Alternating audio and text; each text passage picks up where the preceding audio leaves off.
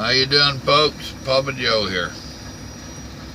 Just heard something ring in here. Let me see what it was. Come on, dadgummit. Alright, it wasn't another comment. I want to address a few comments.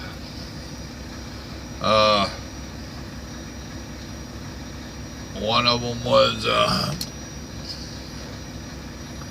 they were, well, heck, let me just find them so I ain't, there's like 3 of them I want to comment on, or I want to address. Let's see. Rick Harvey, I'm going to hold yours.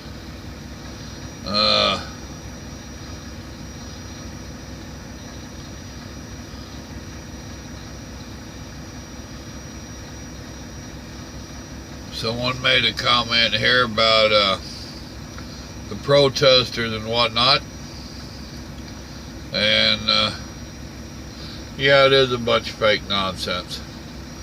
Like I told you in my comment, I personally think that we've got 2 kind out there. Excuse me a second.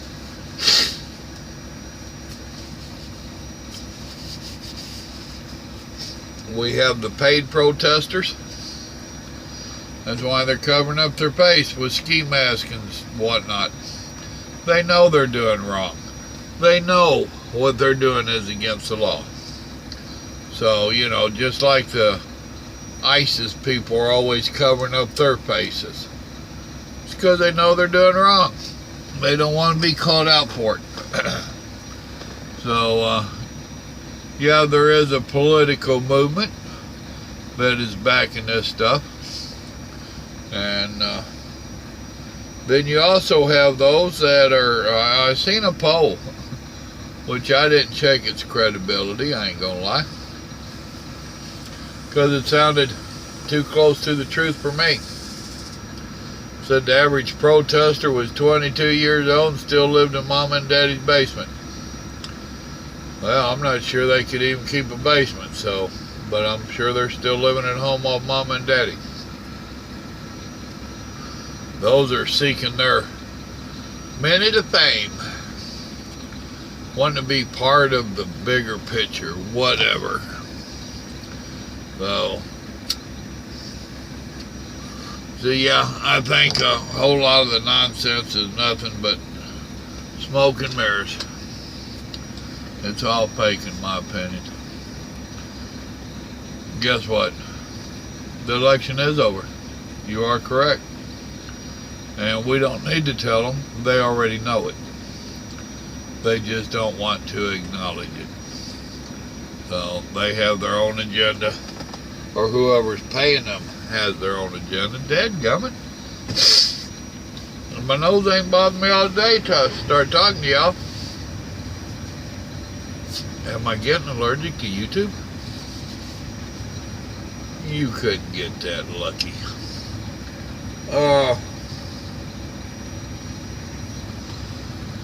Alright. I'm tired, folks. Don't mind me. It ain't you and it ain't the comments. I'm just tired. It's been a heck of a day. Let's see. Then I had another one where they were inquiring about what kind of miles and pay and all that stuff that I get out here. And you know, and I assume that they was asking about generically, not me personally. And that's gonna depend. I mean, it's just like your civilian jobs. You have to find what works for you. Now, you can find some companies that pay more and you run less. You have to have different endorsements, different qualifications for those, if you even like that kind of stuff. I'm talking about hazmat, oversized, different stuff like that.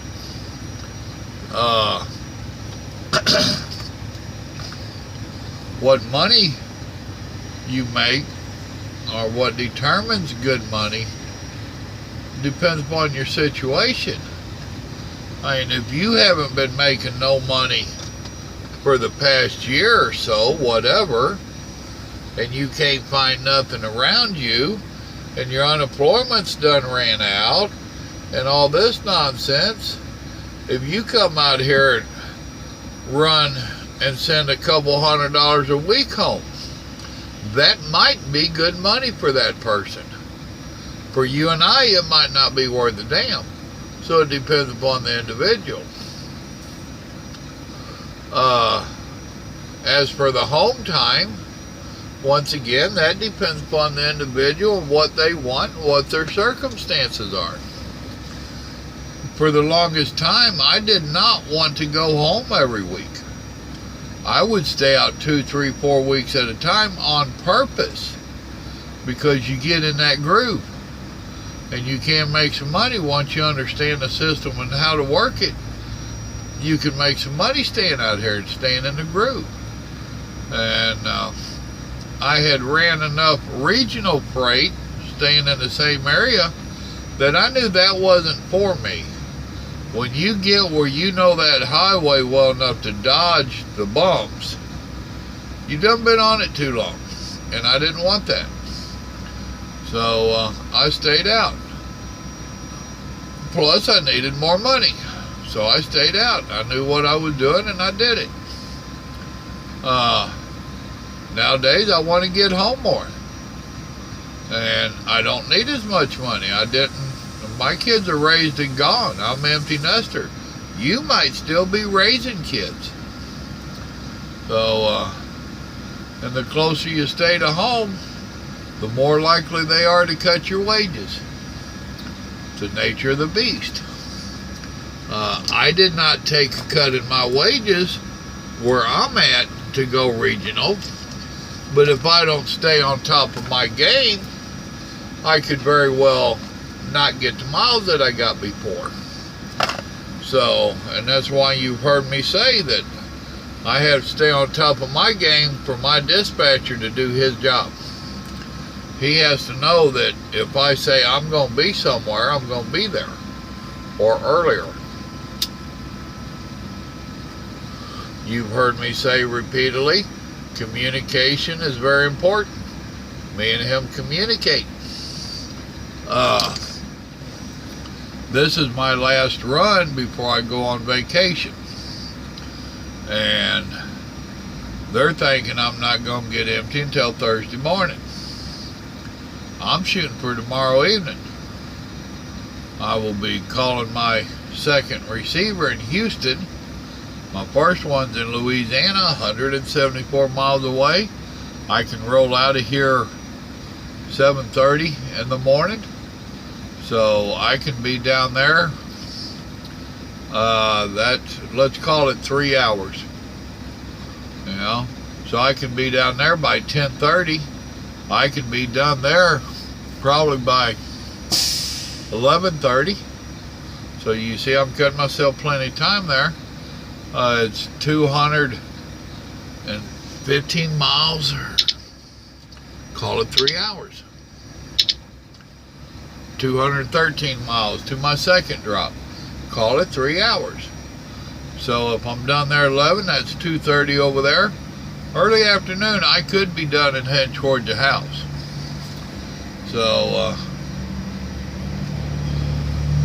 and I'm not pushing it because I'm going on vacation. If I wasn't going on vacation, I would be doing the same thing.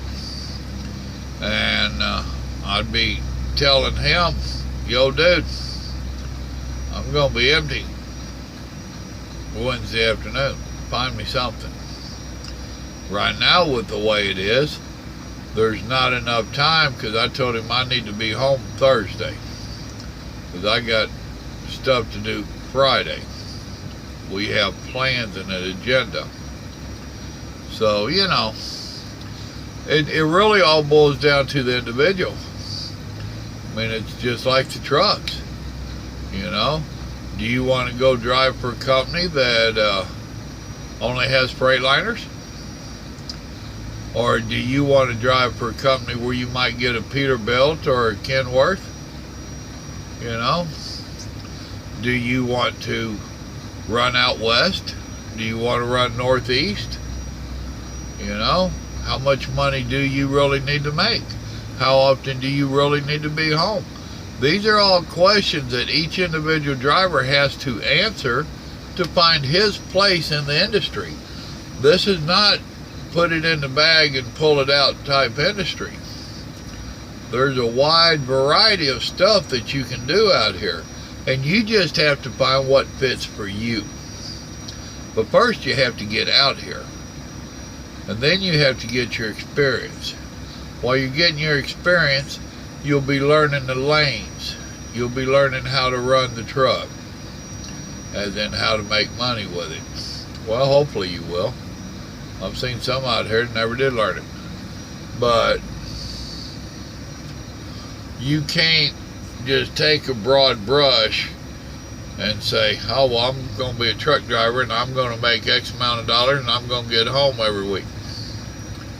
And it just don't work that way. So you have to find your little clique.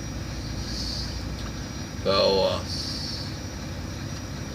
now somebody else had made comments about kitchens and ice boxes and stuff in these trucks. The large cars, the ones you see, I call them apartments on the back. They're specialty haulers. A lot of them's oversized, some of them are bed bugs. Those trucks, some of them trucks, and I've seen the sleepers at the truck shows and stuff. I used to go to the truck shows, see what was new, neat, and exciting.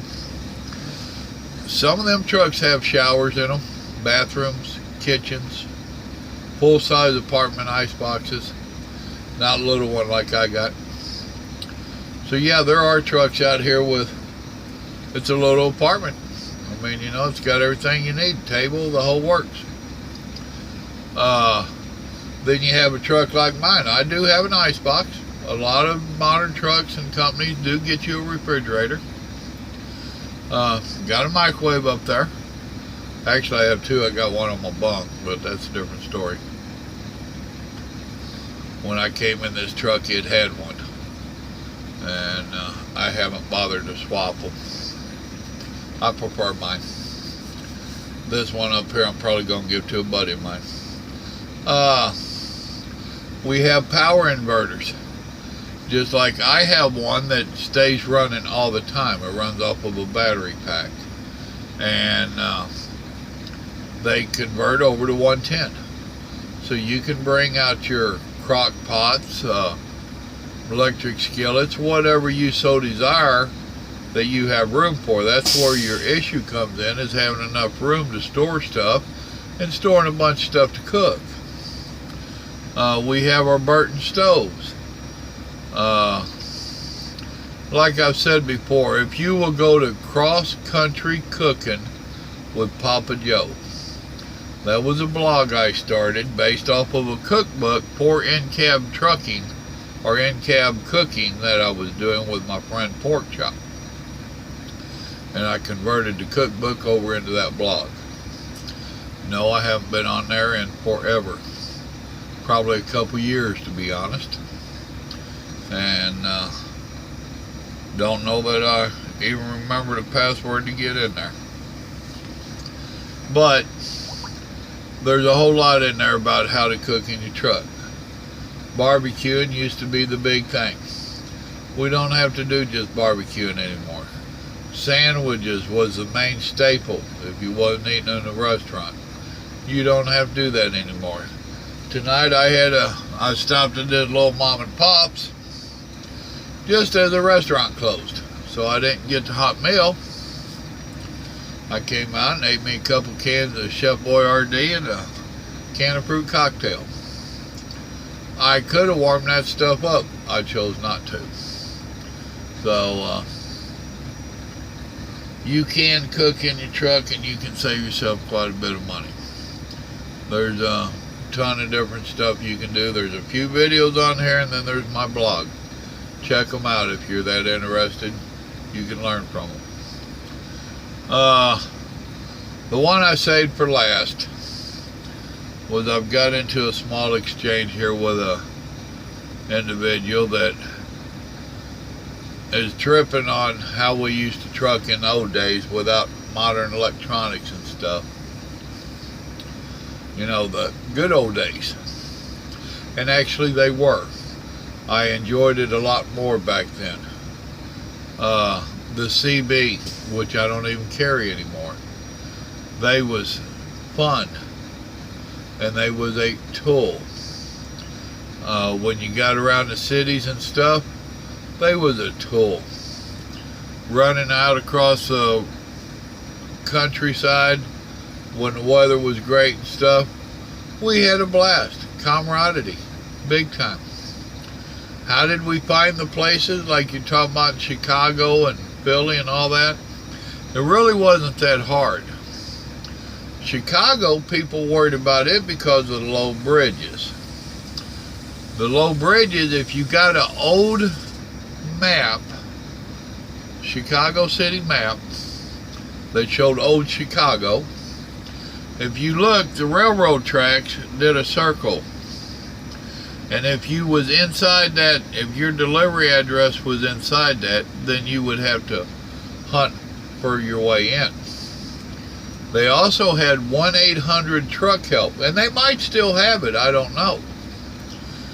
You would call that number and give them the address you was delivering to, and if you was inside that circle, they would tell you how to get in there. So that was the thing about Chicago, was the low bridges. Once you learned that part, it wasn't that big of a deal. Just like this little mom and pop restaurant here, we would sit around in there. Everybody didn't sit in their trucks like they do today. Everybody's out in their trucks, playing on their phone, watching TV, making videos. We would go into the truck stops, and we'd sit in there and have coffee, and we would shoot the bull, and it's why we got to calling it the Liars Club or the Liars Circle or whatever, because you could hear some pretty extravagant stories in there. But I'd say, hey man, I'm going to Nabisco over by Baltimore. Does anybody know how to get in there? Anybody been there before? What's it like over there? And out of that group of people, I guarantee you somebody had been there.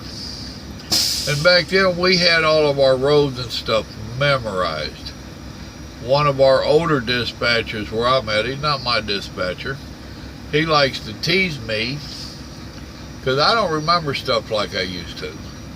And if you asked where this place was, out of that group of people, they'd tell you the best route there, the best places to stop, the worst places to stop, what the receiver was like, what the neighborhood was like, how long it would take you. A lot of times back then we had to hire our own lumpers, where the lumpers were, what the average cost was, and we shared our own information. You could stop at a truck stop like this one. And when I was talking to him and telling him about this question, because he'd been here for a long time, and I told him, I said, used to be I'd come up here and ask you, man, I'm going to such and such. And he said, I still remember where most places are around here. So I don't know about the new ones. But we'd go to the fuel desk, and a lot of the fuel attendants up there knew their area, and they would tell you. And if they didn't, it wasn't a big deal for them to grab a phone book, look the phone number up, get your phone number. And maybe even let you use their phone to call them. Because back then we had pay phones everywhere. There was a lot of places, and I can't remember. It was here in the southeast. A lot of towns would have locals on home base units that they would get up of a morning, because our deliveries are 4 or 5 o'clock in the morning. They'd get up of a morning And they would direct people into places. Give them directions in. It was a whole different world out here then. We actually talked and communicated with each other. We shared our knowledge and all this. When 2000 rode over, that really does seem to be the dying point of the old school trucking, the old ways that we used to do it. The cell phones started coming in, becoming popular. There's a few of them out here in the 90s, but we had roaming charges and stuff, so most of us didn't have them. They was bag phones, you know, and we didn't have ways of charging them in here. So it's a world done gone by. It won't be back. I do miss it. That was fun back then. That was real trucking. This stuff we do today, this is nothing but a job. You know, I do my job. I hear some of these youngins out here that, young as in experience, they really think they're firing the world up, and I enjoy seeing some of them. It's a crying shame that little guy trucker, or whatever the hell his name is, has turned out to be such an asshole. But I was watching him and his buddy. Evidently they've had it falling apart, and they looked like they was enjoying it, and that's good. It really is, because this is definitely one of them careers that you really need to enjoy it to stick with it. It's not all peaches and cream and rainbows and unicorns. It has its hard bumps in it. So yeah, we had this funny thing called an atlas, and we all knew how to read it and decipher stuff on it. And it wasn't nothing for me to be sitting here and break out the atlas here, and I'd have a big old notebook to take notes on, and I'd start routing out my trip myself. I didn't have that GPS, and if I got running some of the state routes and stuff, I knew where to look in it to see if there was low bridges. I knew how to read it to find my places to stop, and you don't really see people doing that much. I see it once in a while, but you don't see it much anymore. We're all relying on that computer nonsense. But there you go, folks. You know, I'm gonna be on vacation starting Thursday, so I don't know what kind of stuff I'm gonna get on here for you. I'll make a small stab at getting a little bit of stuff on. Our 1-year anniversary has come and gone. It was here these last few days is what it actually was. My son and I are still wanting to try to do a video for it. We'll see where it goes. And